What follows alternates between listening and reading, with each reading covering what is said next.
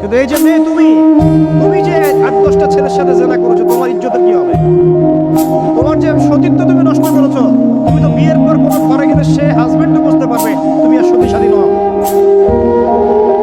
তখন তোমার কি হবে? তখন তোমার কি হবে? আর এটা যে এত ভয়াবহ মহামারী আকার ধারণ করেছে না, অনেক ক্ষেত্রে দেখা যায় স্বামী অফিসে যাওয়ার সাথে সাথেই বয়ফ্রেন্ড বাসায় হাজির। এই যে বাক্সে বাক্সে বন্দি জীবন বললাম, বাক্সে বাক্সে বন্দি ফ্ল্যাটের ভিতরে তো ঢুকলে আর বোঝা যায় না ভিতরে কি হচ্ছে। কত ফ্ল্যাটে যে জেনা হয় এখন এই শহরে, আল্লাহ ভালো জানে। এই ফ্ল্যাটের প্রত্যেকটা ইঞ্চি ইঞ্চি মাটি আল্লাহর কাছে সাক্ষী দিবে। যেখানে যে মাটিতে বসে অবিবাহিত যুবক যুবতী জেনা করেছে আর বিবাহিত যুবক যুবতীরা এবং এই স্বামী স্ত্রী জেনা করেছে, এর ইঞ্চি ইঞ্চি মাটি আল্লাহর কাছে কথা বলবে। এর ইঞ্চি ইঞ্চি মাটি আল্লাহর সামনে কথা বলবে। সেদিন তুহাদ্দিসু আখবারাহা, জমিন তার খবর বলবে আল্লাহর কাছে। জমিনের কোথায় কোন পাপ হয়েছে সব বলে দিবে। এই জমিনে এখানে দাঁড়িয়ে জেনা করেছে, ওইখানে দাঁড়িয়ে মদ খেয়েছে, ওইখানে কাউকে খুন করেছে, জমিন বলে দিবে।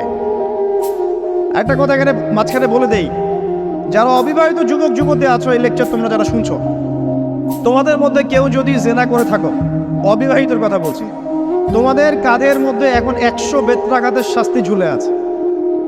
সূরা নূরের 1 থেকে 3 নম্বর আয়াত পড়ে দেখবে, অবিবাহিত যুবক যুবতী যদি জেনা করে তাদের শাস্তি হচ্ছে 100 বেত্রাঘাত, তাও জনসমক্ষে, এবং এক বছরের জন্য নির্বাসন।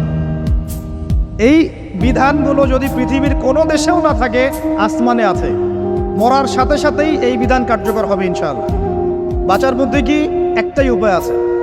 এই লেকচার কানে চলে গেছে, অনতিবিলম্বে ওযু করবে। ওযু করে খালেসভাবে রাতের শেষ রাতে জায়নামাজ বিছাবে। জায়নামাজ বিছিয়ে আল্লাহর সামনে দাঁড়িয়ে 2 রাকাত নামাজ পড়বে। পড়ে নিজের পাপের কথা স্মরণ করে চোখ দিয়ে দরদর করে পানি ফেলে দিবে। আল্লাহকে সেজদায় গিয়ে বলবে, আল্লাহ আমি জিনা করেছি, আমাকে মাফ করে দাও। আমার এই পাপের কথা কেউ জানে না, তুমি জানো, মাফ করে দাও। এই মাফ নেওয়ার পরে আবার ওই যার সাথে করেছেন ওর সাথে আবার লিঙ্ক আপ করার চেষ্টা করেন না। আসো আমরা জেনা করেছিলাম, আসো বিয়ে করে নেই, এটা সলিউশন না। জেনা করেছেন, আগে তওবা করে ফিরে আসতে হবে, তারপরে পুরো জীবন ইসলামিক লাইফ লিড করতে হবে। আল্লাহ যদি দেখেন যে হ্যাঁ আপনি ঠিকঠাক তওবা করে আল্লাহর কথা চলছেন, আল্লাহ তখন আপনাকে নেককার স্ত্রী দিবে ইনশাআল্লাহ। এই একমাত্র রাস্তা যুবকদের জন্য এবং যুবতীদের জন্যও।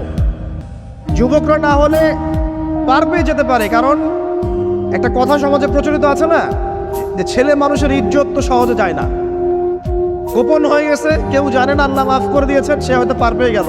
কিন্তু এই যে মেয়ে, তুমি যে 8-10টা ছেলের সাথে জেনা করেছো, তোমার ইজ্জতের কি হবে? তোমার যে সতীত্ব তুমি নষ্ট করেছো। তুমি তো বিয়ের পর কোনো ঘরে গেলে সে হাজবেন্ডও বুঝতে পারবে তুমি আর সতী স্বাধীন নও। তখন তোমার কি হবে? বিবাহিত যারা আছে, এই যে দেবর আর ভাবি, এই যে শালি আর দুলা ভাই, মধুর সম্পর্ক না এগুলা? দাঁড়াও, এটা মধুর সম্পর্ক। দেখা যায় সুবহানাল্লাহ, এই যে আমার এখানে ফোন আছে না, আমাদের অফিসিয়াল পেজ আছে, অফিসিয়াল পেজে যত প্রশ্ন আসে দেখি ম্যাক্সিমাম জেনা কেন্দ্রিক, ব্যভিচার কেন্দ্রিক, পরকীয়া কেন্দ্রিক। একজন প্রশ্ন করেছে যে দোলা ভাইয়ের চরিত্র এত খারাপ ছিল, আর ওই মেয়ের বয়স তখন কম ছিল, 13 বছর বয়স। 13 বছর বয়সের মেয়ের দিকে সে চোখ দিয়েছে। যাকে বিয়ে করেছে তার সাথে তো সম্পর্ক আছেই, যাকে বিয়ে করেছে ওর সাথে তো সম্পর্ক আছেই। তারপরে আপনার শালির সাথে সম্পর্ক। এখন শালির সাথে তার 2 বছর ধরে সম্পর্ক করার পর সেগুলোর ভিডিও ধারণ করে তাকে ব্ল্যাকমেইল করছে যে যদি আমার সাথে খারাপ কাজে সে রাজি না হয় তাহলে এই ভিডিওগুলো ভাইরাল করে ফেল। এই যে অনলাইনের যুগ, এখন তো মানুষ নিশ্চিন্তে মানুষ যে একটা প্রাইভেট লাইফ লিড করবে সেটাও করতে পারে না।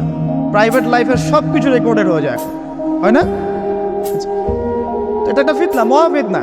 এখন সে রেকর্ড করেছে, এইভাবে ব্ল্যাকমেইল করে এই শালীর সতীত্ব নষ্ট করলো। 1 বছর 2 বছর না, 3 বছর ধরে। এখন এই মেয়ে প্রশ্ন করছে পেজের মধ্যে যে এখন তার মানসিক অবস্থা এতই খারাপ, সে জিজ্ঞাসা করছে আমি যদি আত্মহত্যা করি তাহলে আমার পাপ হবে কিনা। এই মেয়েটা যদি আপনার বোন হতো কি করতে না, আল্লাহ না করুক, এই মেয়ে যদি কারো মেয়ে হতো